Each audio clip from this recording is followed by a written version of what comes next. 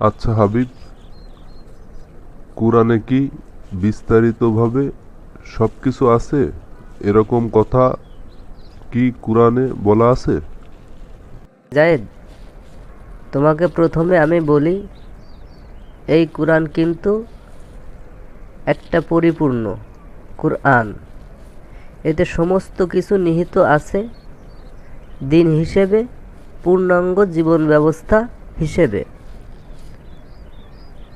যেমন সূরা আনআম খুব সম্ভবত 126 নম্বর আয়াতে বলতেছে,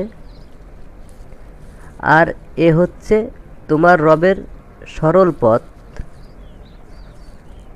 আমি তো বিস্তারিতভাবে আয়াতসমূহ বর্ণনা করেছি এমন কওমের জন্য যারা উপদেশ গ্রহণ করে। জায়েদ, এই আয়াতটাই 3 ভাগে ভাগ করা হয়েছে। যেমন প্রথম ভাগ, আর এই হচ্ছে তোমার রবের সরল পথ। দ্বিতীয় ভাগ, আমি তো বিস্তারিতভাবে আয়াতসমূহ বর্ণনা করেছি। আর তৃতীয় ভাগ, এমন কওমের জন্য যারা উপদেশ গ্রহণ করে। প্রথম ভাগে বলতেছে, আর এই হচ্ছে তোমার রবের সরল পথ। এখানে এই কুরআনকে আল্লাহ সুবহানাহু ওয়া তাআলা সরল পথ হিসেবে আখ্যায়িত করেছে। এখন আমরা যদি একটু পিছনের দিকে যাই, ওই যে সূরা ফাতিহার সরল পথ দেখানোর জন্য সাহায্য চাইছিলাম, এই আয়াতে তার ব্যাখ্যা দিয়ে দিছে কি সুন্দরভাবে। আল্লাহ বলতেছে, এটাই আমার একমাত্র সরল পথ।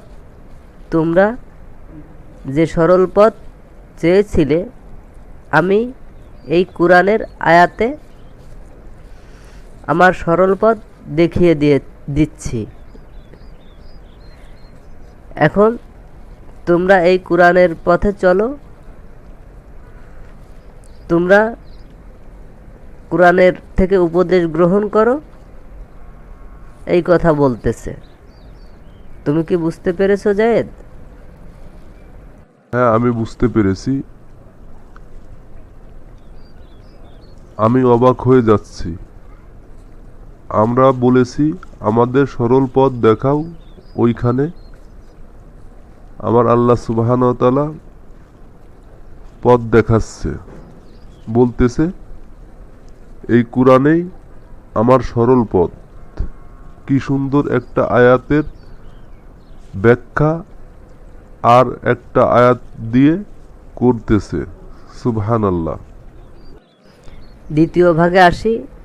এখানে তোমার প্রশ্নের উত্তর আল্লাহ সুবহানাহু ওয়া তাআলা দিয়ে দিচ্ছে কি চমৎকারভাবে দিয়ে দিচ্ছে। দেখো, আমি তো বিস্তারিতভাবে আয়াতসমূহ বর্ণনা করেছি। এখানে কি সুন্দরভাবে আল্লাহ সুবহানাহু ওয়া তাআলা বলতেছে, বিস্তারিতভাবে আয়াতসমূহ বর্ণনা করেছি। আবার এই মানুষেরা প্রশ্ন করবে, এই কুরআন কি পরিপূর্ণ না অসম্পূর্ণ? এই কথা জেনে আল্লাহ সুবহানাহু ওয়া তাআলা এই আয়াতটার এই মাঝের অংশে বলে দিয়েছে কি সুন্দরভাবে। প্রত্যেকটা বিষয়, প্রত্যেকটা জিনিসের আল্লাহ সুবহানাহু ওয়া তাআলা কুরআনের আয়াতকে, কুরআনের আয়াতের ভিতরে বিস্তারিত বর্ণনা করেছে। সুবহানাল্লাহ। এখানে যে কেউ বোঝার চেষ্টা করলে সে অবশ্যই বুঝতে পারবে।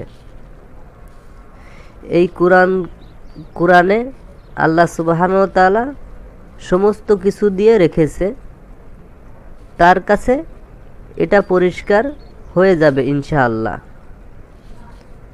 এখানে আরেকটা আয়াত তোমাকে আমি স্মরণ করিয়ে দেই, যেমন সূরা আনকাবুত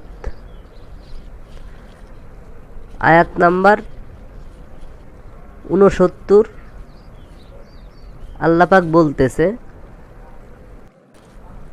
আর যারা আমার পথে সর্বোচ্চ চেষ্টা চালায় তাদেরকে আমি অবশ্যই আমার পথে পরিচালিত করব। আর নিশ্চয় আল্লাহ সৎকর্মশীলদের সাথে আছেন। এখানে যে অন্য পথে যাবা, অন্য পথে যাওয়া আর হচ্ছে না, আল্লাহ পাক সে পথ দেখাই দিচ্ছে। আমাদের সমাজে তো সবাই বলে আমরা সঠিক পথে আছি। আল্লাহ বলতেছে, আমরা যে আয়াতে আলোচনা করতেছি ওই আয়াতের প্রথম অংশে আল্লাহ পাক বলতেছে বা বলে দিয়েছে, এই হচ্ছে তোমার রবের পক্ষ থেকে সরল পথ। এখানে কিন্তু অন্য কোনো পথের কথা বলা হয় নাই। বুঝতে পেরেছো জায়েদ? হ্যাঁ হাবিব, আমি বুঝতে পেরেছি। আসলে একটা আয়াতের সাথে আর একটা আয়াতের এত সামঞ্জস্য রেখেছে আল্লাহ সুবহানাহু ওয়া তাআলা, কি অসাধারণ।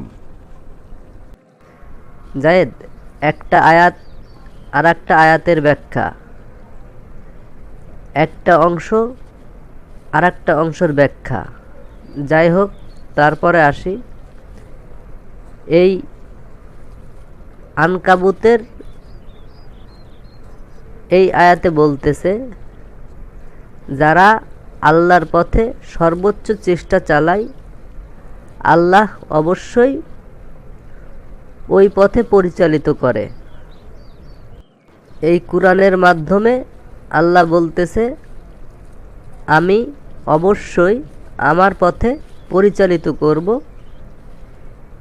এখানে আমাদের কিন্তু সর্বোচ্চ চেষ্টা করতে হবে। আল্লাহর কুরআন বোঝার জন্য, কুরআনের পথে চলার জন্য এটা বুঝতে হবে।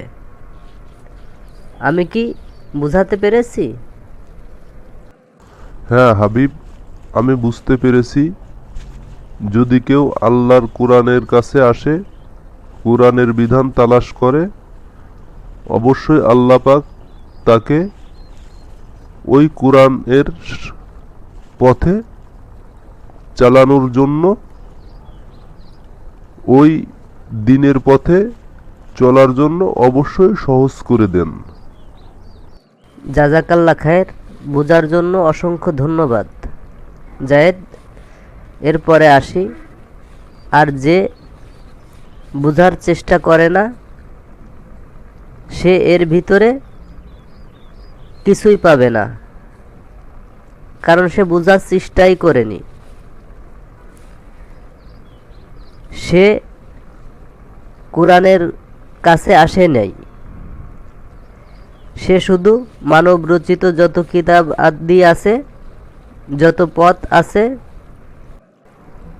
যত ফতুয়া আছে, এর পিছনে ছুটে ওইখান থেকে জীবন বিধান ও উপদেশ তালাশ করে। আর নানান ধরনের কিতাবের কথা, নানান ধরনের ফতুয়ার কথা শুনে এরা দলে দলে বিভক্ত হয়ে পড়ে। আর দলে দলে বিভক্ত হয়ে আল্লাহর উপদেশ অমান্য করে। অথচ আল্লাহ পাক নিজেই কুরআনে অনেক জায়গায় আমাদেরকে বিভিন্নভাবে বোঝানোর চেষ্টা করেছে, তোমরা দলে দলে বিভক্ত হয়েও না, তোমরা আল্লাহর কুরআনকে শক্ত করে আঁকড়ে ধরো। মূলত এই আয়াতগুলোকে তাদের মনের অজান্তেই অমান্য করে ফেলে। মনের অজান্তে এই আয়াতকে অস্বীকার করে ফেলে। বুঝতে পেরেছো জায়েদ? হ্যাঁ হাবিব, আমি বুঝতে পেরেছি এরা কেন যে মানব রচিত কিতাবাদির পিছনে, মানুষের ফতুয়ার পিছনে ছুটে বেড়ায়, আমার বুঝে আসে না। জায়েদ, এটা যার যার ব্যক্তিগত ব্যাপার। সে যদি চায় দিনের পথে আসবে, আলহামদুলিল্লাহ। সে যদি চায় যে আসবে না, তাহলে আমরা জোর জবরদস্তি করতে পারি না। তাদের হিসাব তাদের দিতে হবে, আমাদের হিসাব আমাদের দিতে হবে। আমি শুধু স্পষ্ট করে দিচ্ছি। যাই হোক, তৃতীয় ভাগে আসি। তৃতীয় ভাগে আল্লাহ পাক বলতেছে, এমন কওমের জন্য যারা উপদেশ গ্রহণ করে। এখানে উপদেশ হিসেবে সমস্ত কিছু এই কোরআনের ভিতরে আল্লাহ সুবহানাহু ওয়া তাআলা দিয়েছে। আল্লাহ পাক বলতেছে ওই কওমের জন্য যারা উপদেশ গ্রহণ করে। কি চমৎকারভাবে আল্লাহ সুবহানাহু ওয়া তাআলা এই আয়াতটাকে আমাদের জন্য নাজিল করেছে। সুবহানাল্লাহ। তুমি একটু খেয়াল করো, এখানে এই আয়াতটার নাজিল করার আর একটা বিষয় ইঙ্গিত করেছে। সেটা হচ্ছে আল্লাহ সুবহানাহু ওয়া তাআলা আগে থেকেই জানতো যে আমার বান্দারা আমার কোরআন বাদ দিয়ে মানব রচিত বহু কিতাবাদি লিখবে, বহু ফতুয়া দেবে। ওই কিতাবাদি ওই ফতুয়ার পিছনে যাতে আমার বান্দারা না যায়, আমার বান্দারা যেন এই কিতাবাদি ফতুয়ার পিছনে না বেড়ায়, শুধু আমার কোরআনের কাছে আসে।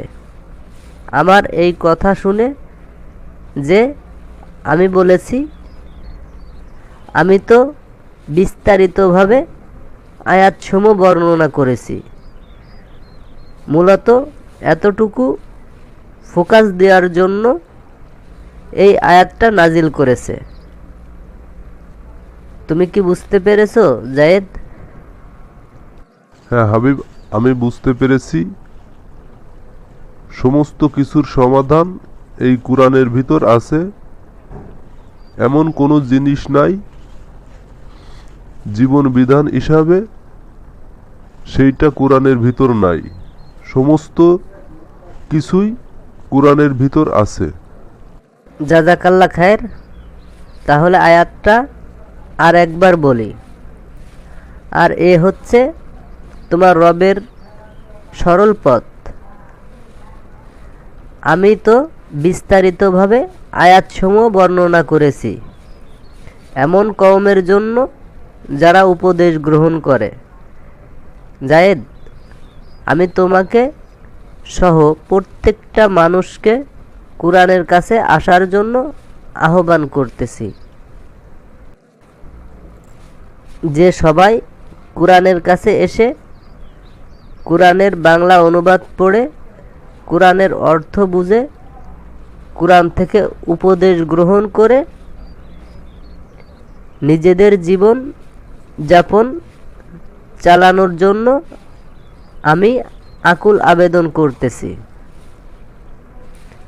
আর একটা জিনিস বলে রাখি, বিচারের মাঠে কিন্তু আল্লাহ পাক আমাদের কাছে জবাব চাইবে না যে তোমরা মানবরচিত কিতাব থেকে কেন উপদেশ গ্রহণ করলে না। সেই মহা ভয়াবহ দিনে আল্লাহ পাক জিজ্ঞাসা করবে, আমি কি বিস্তারিতভাবে আয়াতসমূহ বর্ণনা করি নাই? তখন আমরা কি জবাব দেব? জবাব দেওয়ার কোনো উপায় থাকবে না, কোনো রকমই উপায় থাকবে না। তাই আমি আবারও সবাইকে হাত জোড় করে বলতেছি, আপনারা কোরআনের কাছে আসুন, কোরআনের অর্থ বুঝুন, অর্থ বুঝে কোরআনের সৌন্দর্যটা উপভোগ করুন। পরকালে মুক্তির জন্য অবশ্যই কোরআনের কাছে আসুন। যাই হোক জায়েদ, আজকে অনেক কথা বলা হলো, তাহলে আজকের মতো উঠা যাক ইনশাআল্লাহ। আগামীকাল অন্য এক বিষয় নিয়ে কথা হবে ইনশাআল্লাহ। জাজাকাল্লাহ খায়ের। ঠিক আছে হাবিব, আল্লাহ তোমার উপর রহমত বর্ষণ করুক, তোমার উপর মঙ্গল করুক। জায়েদ, তোমার উপর আল্লাহ রহমত বর্ষণ করুক, তোমার উপর আল্লাহ শান্তি বর্ষণ করুক, আল্লাহ তোমার উপর কল্যাণ দান করুক। জাজাকাল্লাহ খায়ের।